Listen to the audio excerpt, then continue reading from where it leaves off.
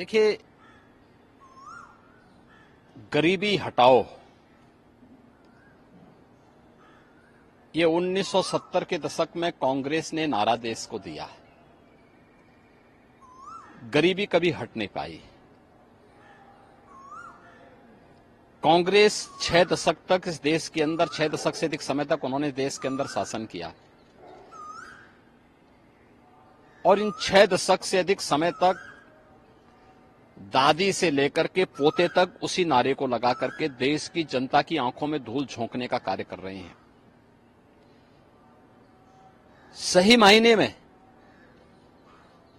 अगर देखा जाए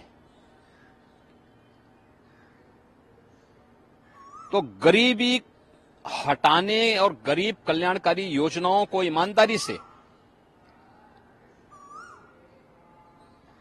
प्रत्येक तबके को चेहरा देख करके नहीं, ईमानदारी के साथ बिना भेदभाव के हर व्यक्ति तक शासन की योजनाओं को, गरीब कल्याणकारी योजनाओं को जनधन अकाउंट से हो, फ्री राशन की सुविधा हो, 5 लाख रुपए की स्वास्थ्य बीमा का कवर हो, हर घर में शौचालय बनाने का हो, हर घर में नल देने का हो, या फिर 4 करोड़ परिवारों को मकान देने का हो। अगर आप देखेंगे एक लंबी श्रृंखला है ये। 80 करोड़ लोग 4 वर्ष से लगातार फ्री में राशन की सुविधा का लाभ प्राप्त कर रहे हैं।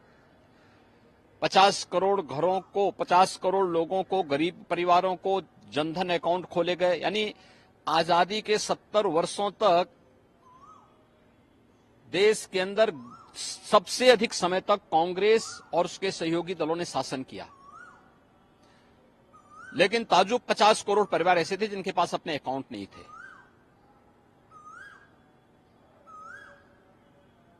4 करोड़ से अधिक परिवार ऐसे थे जिनके पास अपना आवास नहीं था।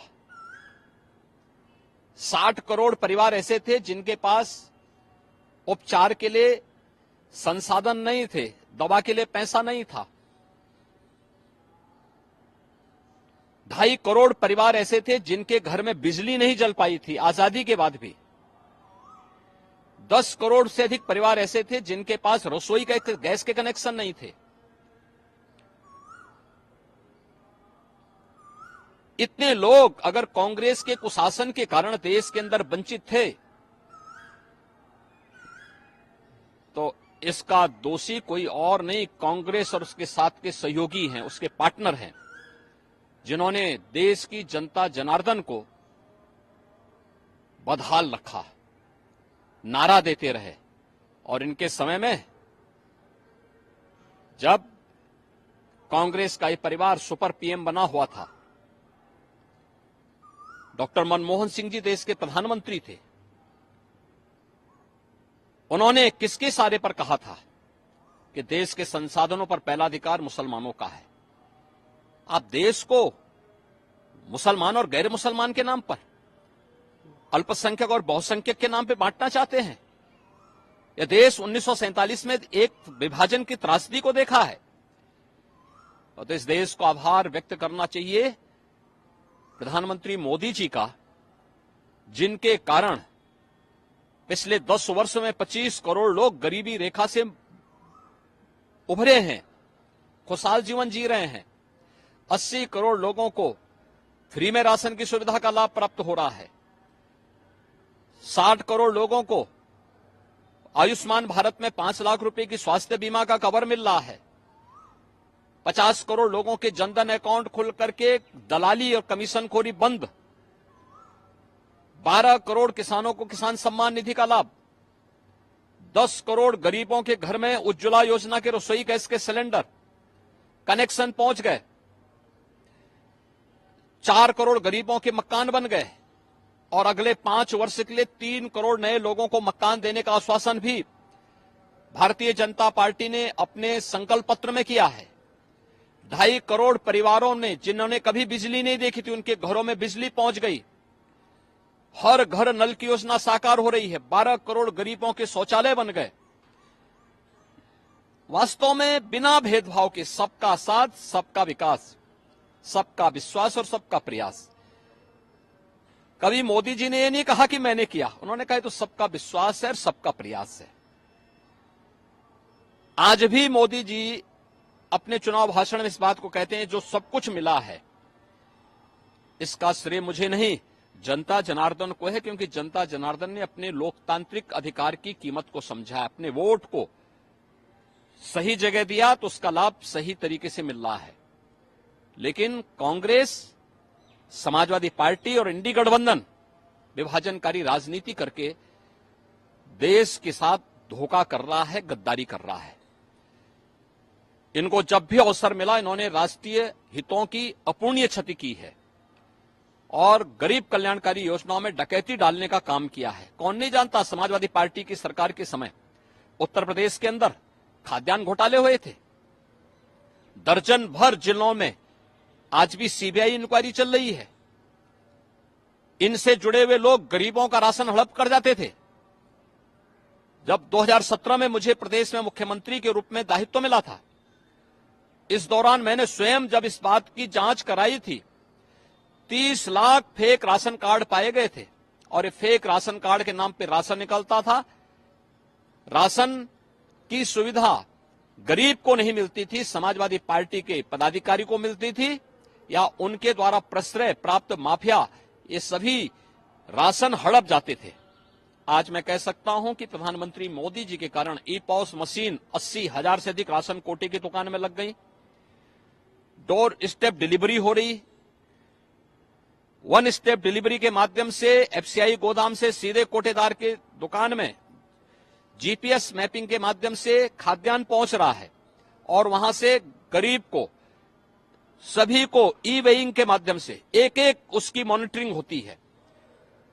सही मायने में कहा जाए तो आजादी के बाद ये जो रिफॉर्म किया है, पहली बार देश के अंदर पॉलिटिक्स ऑफ परफॉर्मेंस ये मोदी जी के कारण आया है और इसका सर्वाधिक लाभ गरीब को मिला है, किसान को मिला है, महिलाओं को मिला है, युवाओं को मिला है। इसलिए इंडी गठबंधन के किसी बहकावे में जनता जनार्दन को नहीं आना चाहिए और किसी को नहीं आना चाहिए। ये लोग परिवार के नाम पर भारत की राजनीति को अपने बपोती मान करके चले थे। जाति विभाजन के नाम पर सामाजिक वैमनस्यता इन्होंने पैदा करने का प्रयास किया, समाज में सामाजिक न्याय को तार तार करने का प्रयास किया। सामाजिक वैमनस्यता ये लोग पैदा करते हैं, आपस में लड़ाते हैं, वर्ग संघर्ष की स्थिति पैदा करते हैं। ये देश कांग्रेस और उसके सहयोगी इंडी गठबंधन, चाहे वह समाजवादी पार्टी हो या अन्य उनके सहयोगी दल हो, इनकी इस मंशा को कभी स्वीकार नहीं करेगा। लोकसभा के प्रवर्तमान अभियान के दौरान जो चुनाव की प्रचार की प्रक्रिया चल रही है, पहले चरण के चुनाव संपन्न हुए हैं और मेरा अनुमान है कि अगले 6 चरणों में जो परिणाम आने वाले हैं, यह भी प्रधानमंत्री मोदी जी के नाम से, उनके काम से जनता जनार्दन का आशीर्वाद भारतीय जनता पार्टी को प्राप्त होगा। कोई संदेह इसमें नहीं होना चाहिए और हम पूरे विश्वास के साथ जनता जनार्दन के आशीर्वाद से प्रधानमंत्री मोदी जी फिर एक बार मोदी सरकार के लक्ष्य को और अब की बार 400 के लक्ष्य को प्राप्त करने में हम लोग सफल होंगे। हास्यास्पद है कि जो लोग इतने समय बाद अब ये कहते हैं कि एक झटके में गरीबी दूर कर देंगे, आपको लगता है? देखिए, यह एक बहुत खतरनाक प्रवृत्ति है। ये लोग गरीबी तो नहीं हटा पाए, लेकिन जिन्होंने अपनी मेहनत से मकान बनाए हैं, जमीन का प्लॉट लिया है, माताओं ने, बहनों ने अपने लिए जेवर बनाए हैं, कांग्रेस की कुदृष्टि अब उस पर पड़ी हुई है। ये धार्मिक स्थलों की संपत्ति पर,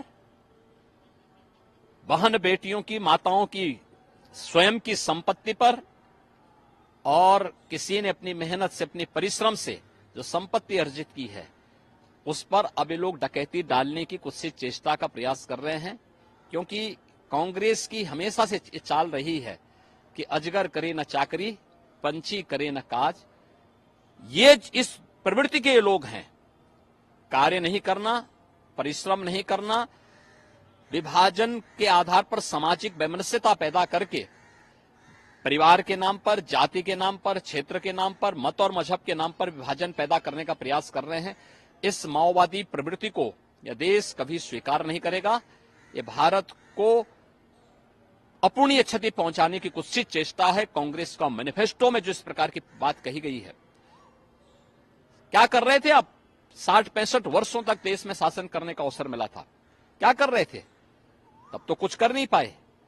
गरीबी से तब तो देशवासियों को उभार नहीं पाए। 2004 से 2014 के बीच में भी कांग्रेस के प्रधानमंत्री थे, कांग्रेस पार्टी के प्रधानमंत्री थे, और पार्टी देश में शासन कर रही थी, तब भी आप कुछ नहीं कर पाए। और आज जब कार्य हो रहा है तो आप देश की जनता को गुमराह कर रहे हैं। देश की जनता लोकतंत्र में जनार्दन का स्वरूप है। वह कांग्रेस की इस विभाजनकारी मानसिकता को समझती है और उन्हें देश के नागरिकों की इस संपत्ति पर डकैती डालने की छूट नहीं देगी।